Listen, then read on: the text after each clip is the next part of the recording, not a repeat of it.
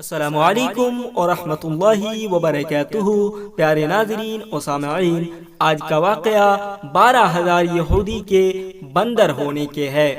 امید ہے آپ سب خیریت سے ہوں گے۔ اللہ آپ کو ایسے ہی خوش رکھے۔ تو چلیے شروع کرتے ہیں۔ روایت ہے کہ حضرت داؤد علیہ السلام کی قوم کے 70,000 آدمی عقبہ کے پاس سمندر کے کنارے ایلا نامی گاؤں میں رہتے تھے، اور یہ لوگ بڑی فراخی اور خوشحالی کی زندگی بسر کرتے تھے۔ اللہ تعالیٰ نے ان لوگوں کا اس طرح امتحان لیا کہ سنیچر کے دن مچھلی کا شکار ان لوگوں پر حرام فرما دیا، اور ہفتے کے باقی دنوں میں شکار حلال فرما دیا، مگر اس طرح ان لوگوں کو آزمائش میں مبتلا فرما دیا کہ سنیچر کے دن بے شمار مچھلیاں آتی تھیں اور دوسرے دن میں نہیں آتی تھی۔ تو شیطان نے ان لوگوں کو یہ حیلہ بتا دیا کہ سمندر سے کچھ نالیاں نکال کر خشکی میں چند حوض بنا لیں، اور جب سنیچر کے دن ان نالیوں کے ذریعے مچھلیاں حوض میں آ جائیں تو نالیوں کا منہ بند کر دو، اور اس دن شکار نہ کرو بلکہ دوسرے دن آسانی کے ساتھ ان مچھلیوں کو پکڑ لو۔ ان لوگوں کو یہ شیطانی ہیلا بازی پسند آ گئی، اور ان لوگوں نے یہ نہیں سوچا کہ جب مچھلیاں نالیوں اور حوضوں میں قید ہو گئیں تو یہی ان کا شکار ہو گیا۔ تو سنیچر ہی کے دن شکار کرنا پایا گیا جو ان کے لیے حرام تھا۔ اس موقع پر ان یہودیوں کے 3 گروہ ہو گئے۔ کچھ لوگ ایسے تھے جو شکار کے اس شیطانی حیلہ سے منع کرتے رہے اور ناراض و بیزار ہو کر شکار سے باز رہے، اور کچھ لوگ اس کام کو دل سے برا جان کر خاموش رہے۔ دوسروں کو منع نہ کرتے تھے، بلکہ منع کرنے والوں سے یہ کہتے تھے کہ تم لوگ ایسی قوم کو کیوں نصیحت کرتے ہو جنہیں اللہ تعالی ہلاک کرنے والا یا سخت سزا دینے والا ہے۔ اور کچھ لوگ وہ سرکش اور نافرمان لوگ تھے جنہوں نے حکم خداوندی کی اعلانیہ مخالفت کی اور شیطان کی حیلہ بازی کو مان کر سنیچر کے دن شکار کر لیا اور ان مچھلیوں کو کھایا اور بیچا بھی۔ جب نافرمانوں نے منع کرنے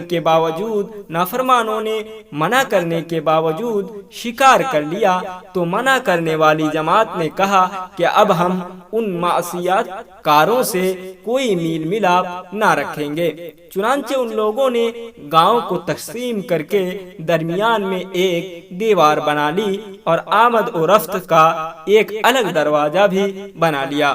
حضرت داؤد علیہ السلام نے یہ غضبناک ہو کر شکار کرنے والوں پر لعنت فرما دی۔ اس کا اثر یہ ہوا کہ ایک دن خطا کاروں میں سے کوئی باہر نہیں نکلا تو انہیں دیکھنے کے لیے کچھ لوگ دیوار پر چڑھ گئے، تو کیا دیکھا کہ وہ سب بندروں کی صورت میں تبدیل ہو گئے ہیں۔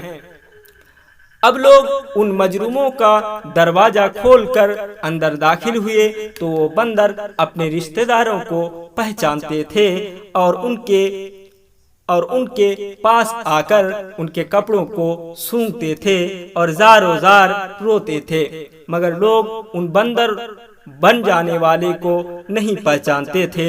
ان بندر بن جانے والوں کی تعداد 12,000 تھی۔ یہ سب 3 دن تک اور اس درمیان میں کچھ بھی کھا پی نہ سکے، بلکہ یوں ہی بھوکے پیاسے سب کے سب ہلاک ہو گئے۔ شکار سے منع کرنے والا گروہ ہلاک سے سلامت رہا، اور صحیح قول ہے کہ دل سے برا جان کر خاموش رہنے والوں کو بھی اللہ تعالیٰ نے ہلاکت سے بچا لیا۔ تو امید ہے آج کا یہ واقعہ آپ کو پسند آیا۔ اس واقعے کا درس سبق ہمیں یہ ملا، معلوم ہوا کہ شیطان ہیلہ بازیوں میں پڑ کر اللہ تعالیٰ کے احکامات اللہ تعالیٰ کے حکم کی نافرمانیوں کا انجام کتنا بڑا اور کس قدر خطرناک ہوتا ہے، اور خدا کے نبی جن بد نصیبوں پر لعنت فرما دیں وہ کیسے ہولناک عذاب الہی میں گرفتار ہو کر دنیا سے نیست و نابود ہو کر عذاب نار میں گرفتار ہو جاتے ہیں اور یہ دونوں جہاں میں ذلیل و خوار ہو جاتے ہیں۔ امید ہے آج کا یہ واقعہ آپ کو بہت پسند آیا۔ اگر پسند آیا تو لائک کریں، ہمارے چینل کو سبسکرائب کریں، بیل آئیکن کو پریس کریں اور دوستوں کے ساتھ شیئر بھی کریں، اور آج کے لیے ہمیں اجازت دیں۔ اللہ حافظ۔